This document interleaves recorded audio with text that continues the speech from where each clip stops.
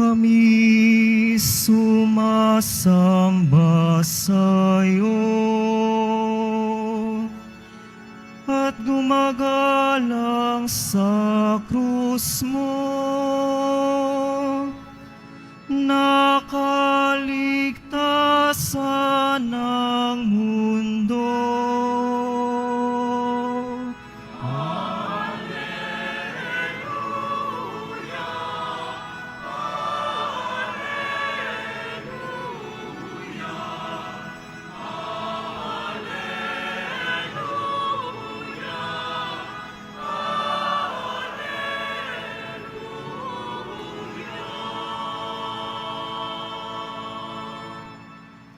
Sumainyo ang Panginoon. At sumaiyo rin. Ang mabuting balita ng Panginoon ayon kay San Juan. Papuri sa iyo, Panginoon. Noong panahong iyon, sinabi ni Jesus kay Nicodemo, "Walang umakyat sa langit, kundi ang bumababa mula sa langit, ang anak ng tao. At kung paanong itinaas ni Moises ang ahas doon sa ilang, gayon din naman kailangang itaas ang anak ng tao, upang ang sinumang sumasampalataya sa Kanya ay magkaroon ng buhay na walang hanggan. Gayon na lamang ang pag-ibig ng Diyos sa sanlibutan. Kaya ibinigay niya ang Kanyang bugtong na anak, upang ang sumasampalataya sa Kanya ay hindi mapahamak, kundi magkaroon ng buhay na walang hanggan. Sapagkat sinugo ng Diyos ang Kanyang anak, hindi upang hatulang maparusahan ang sanlibutan, kundi upang iligtas ito sa pamamagitan niya."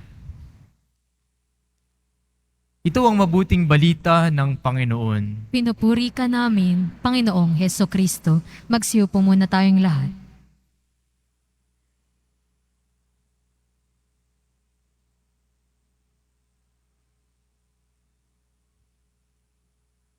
Mga minamahal kong kapatid kay Kristo, ang paksa ng ating pagdiriwa ngayong taong ito ay hango sa Ebanghelyo ni San Juan at nagmula sa bibig ng mga Griego.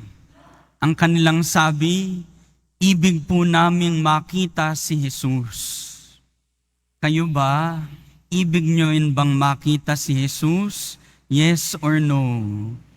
Yes. Sapagkat ang makakakita kay Jesus ay magkakamit ng buhay na walang hanggan. Kaya gusto nating makita si Jesus, sapagkat pag nakita natin siya, makakamit natin ang kaligtasan at kaganapan ng buhay.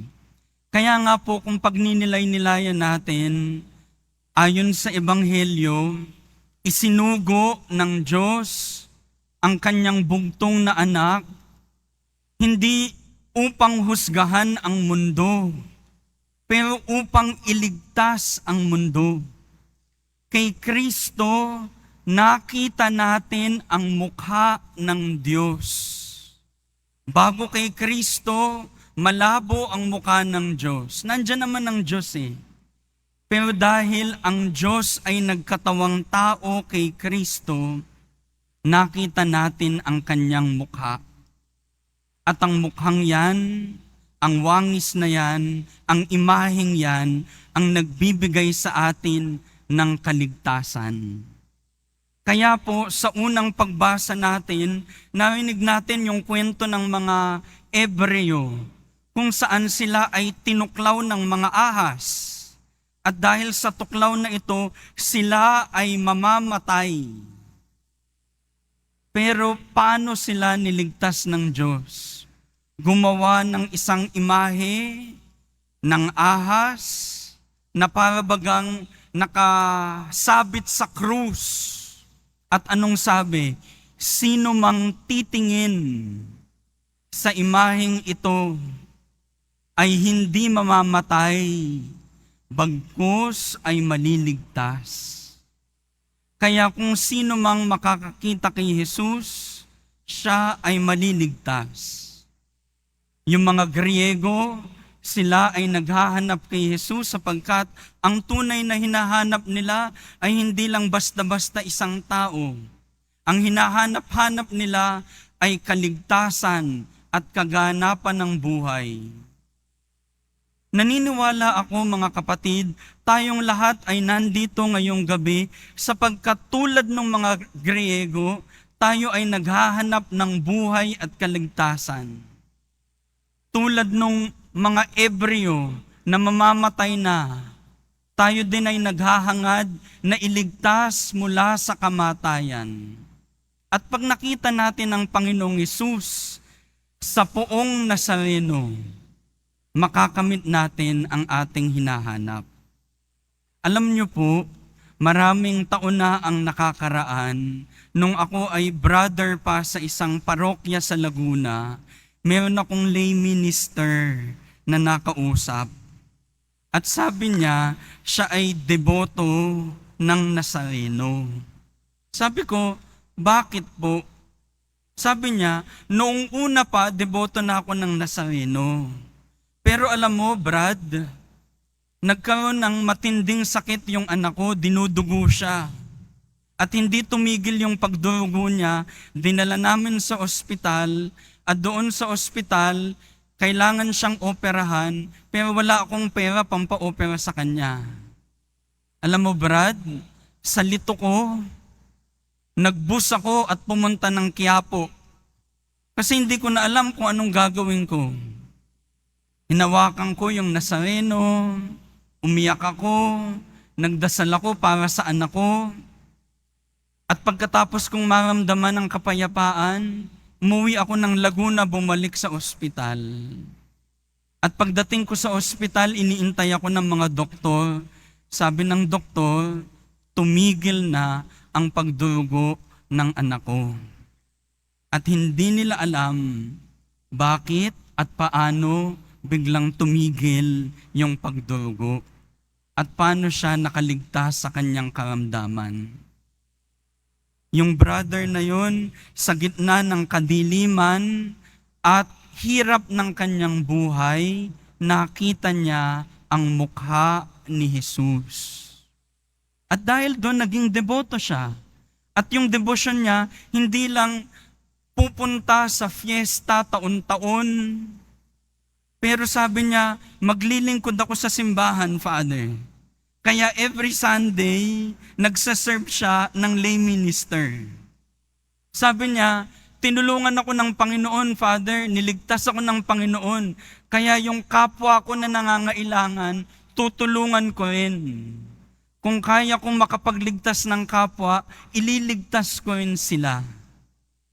Kaya ang tunay na deboto na nakakita sa mukha ng Panginoon, magiging instrumento din para ang iba ay makakita sa napakagandang mukha ng Panginoon.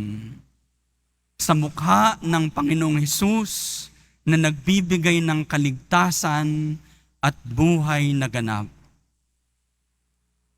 Maraming salamat, Poong Nazareno, sa iyong biyaya, paggabay, pagpapalakas ng loob sa amin.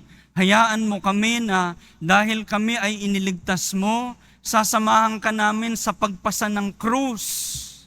Hindi namin iiwanan ng paghihirap dahil pag naging katulad kami ng iyong wangis, makikita ng iba ang wangis ng Poong Hesus sa aming buhay. Kaya kung mahal natin ang Poong Nazareno, bigyan natin siya ng malakas na palakpakan.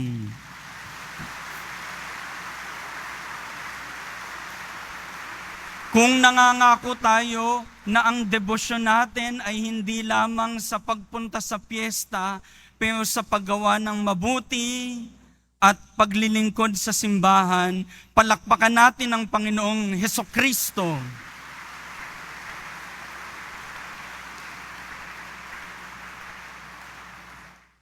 At dahil sa pananampalatayang yan, naniniwala tayo na kung anuman ang hinihiling natin ngayon, kung ito ay para sa ikabubuti ng ating kaluluwa, ito ay ipagkakaloob ng Panginoong Hesus. Amen.